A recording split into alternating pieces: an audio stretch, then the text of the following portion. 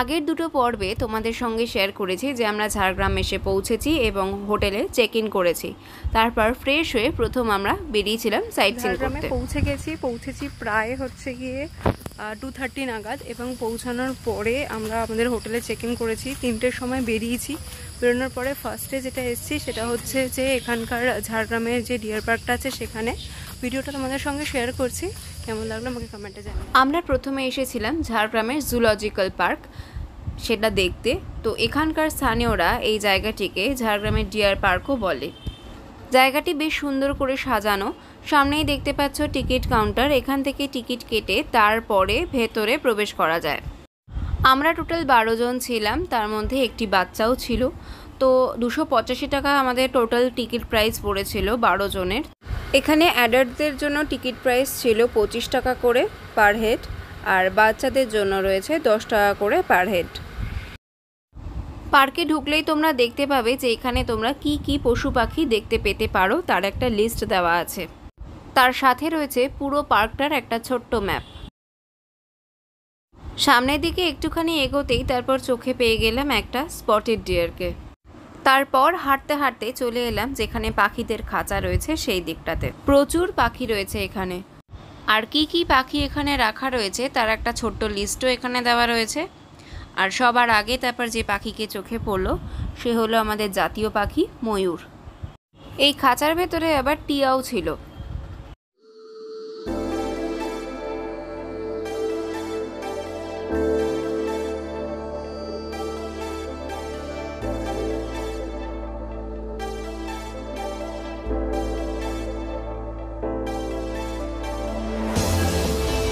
আরও কিছুটা এগিয়ে আসতে চোখে পড়ল দূরে দাঁড়িয়ে আছে বেশ কিছু সাম্বার ডিয়ার। এই পার্কটি প্রথমে একটি ডিয়ার পার্ক হিসাবেই শুরু হয়েছিল 1980 সালে। তারপর ধীরে ধীরে এটা একটা ছোটোখাটো চিড়িয়াখানার রূপ নেয়। বর্তমানে এই চিড়িয়াখানাটি ঝাড়গ্রামের একটি অত্যন্ত গুরুত্বপূর্ণ দর্শনীয় স্থান। প্রাকৃতিক জঙ্গলের মধ্যে বেশ সুন্দর করে পশু পাখিদের একটি থাকার জায়গা গড়ে তোলা হয়েছে, আর জায়গাটিকে বেশ সুন্দর করে সাজানোও হয়েছে। একটু এগোতেই চোখে পড়ল একটি গ্রিন ইগুয়ানা। এটি এক ধরনের সরীসৃপ প্রাণী যাকে পাওয়া যায় সেন্ট্রাল এবং সাউথ আমেরিকার ঘন জঙ্গলের ভেতরে।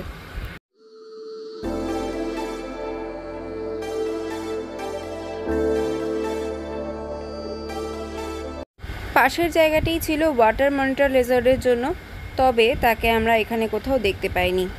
এরা সাধারণত এশিয়া, ওশেনিয়া, আফ্রিকা, আমেরিকার নদীর অঞ্চলে দেখতে পাওয়া যায়। তারপর চলে গেলাম ভাল্লুক আর চিতাবাঘ দেখার জন্য।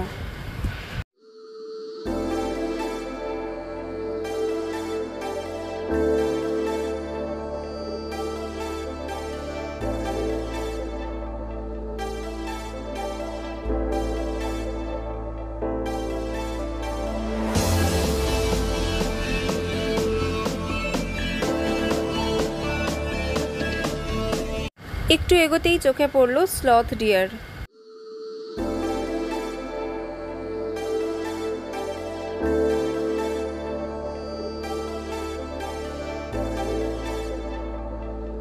স্লথ বিয়ার দেখার পরেই দেখতে পেলাম চিতাবাঘ বেশ সুন্দর পায়চারি দিচ্ছিল।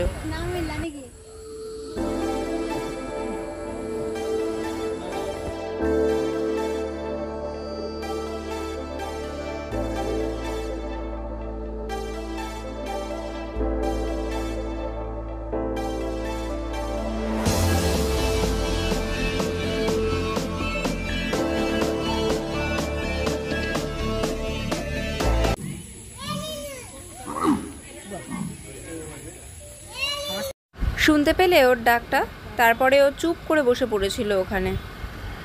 আর আমরাও চলে গেছিলাম পরবর্তী যারা আমাদের জন্য অপেক্ষা করছে তাদের কাছে। একটু এগোতেই চোখে পড়ল পদ্মে ঘেরা এই সুন্দর দিঘিটা।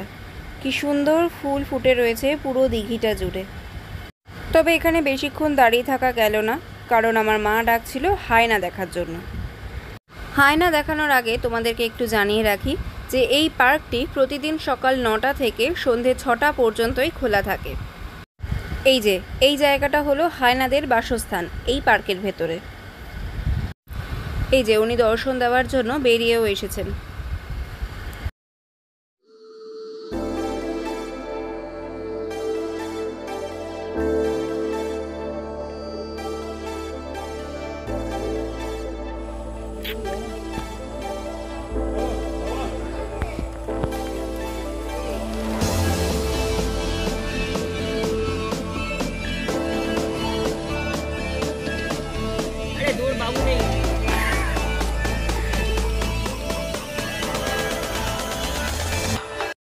হায়নার পরে দেখতে পেলাম নেকড়ে।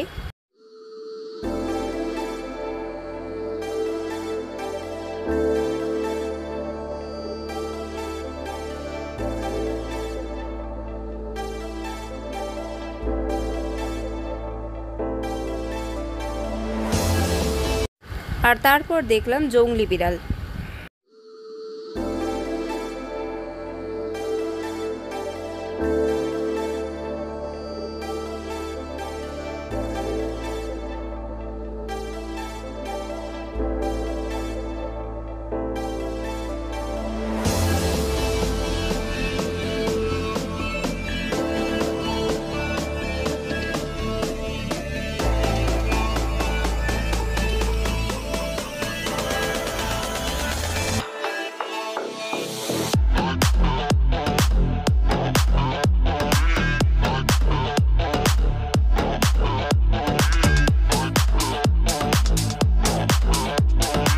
এই জঙ্গলে এইখানে আরও বেশ কিছু পাখি ছিল, কিন্তু তাদেরকে আমি খুব ভালো মতো দেখতে পাইনি, তাই তোমাদেরকেও দেখাতে পারলাম না, তার জন্য দুঃখিত।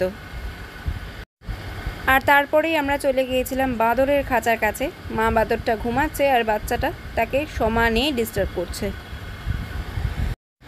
তারপর সজারু দেখেই আমরা চলে গিয়েছিলাম সরীসৃপ দেখতে। চিড়িয়াখানার ভেতরেই আলাদা একটি জায়গার মধ্যে রয়েছে বিভিন্ন ধরনের সাপ। যতদূর সম্ভব ওর নাম মনে পড়ে ব্ল্যাক পাইথনই ছিল। আর সবাইকে অত পরিষ্কার আমি দেখতেও পাচ্ছিলাম না, আর হালকা হালকা দেখা যাচ্ছিল, আর সেই হালকা হালকাই আমি তোমাদের জন্য তুলে এনেছি। অনেক ধরনের প্রজাতির সাপ ছিল, অনেক প্রজাতির এখানে সরীসৃপ ছিল। এখানে আরও বেশ কিছু গ্রিন ইগুয়ানাও ছিল। ওদেরকে দেখে তারপর আমরা বেরিয়ে যাই এই জায়গা থেকে। ব্যাস এই দিয়েই শেষ করেছিলাম আমাদের জুলজিক্যাল পার্ক ভ্রমণ। এরপরে আমরা চলে গিয়েছিলাম খোয়াবগাঁও। পরবর্তী পর্বে তোমাদের জন্য থাকবে খোয়াবগাঁওয়ের ভিডিও। আজকের মতো তবে এখানেই বিদায় নিচ্ছি, নতুন ভিডিও নিয়ে আবার দেখা হবে। যারা আজকে আমার চ্যানেলে নতুন তারা প্লিজ চ্যানেলটিকে সাবস্ক্রাইব করে পাশে থাকা বেল আইকনটা অন করে দিও, যাতে যখনই ভিডিও আপলোড করি তখনই তার নোটিফিকেশন পৌঁছে যাও। আজকের মতো এখানেই বিদায় নিচ্ছি।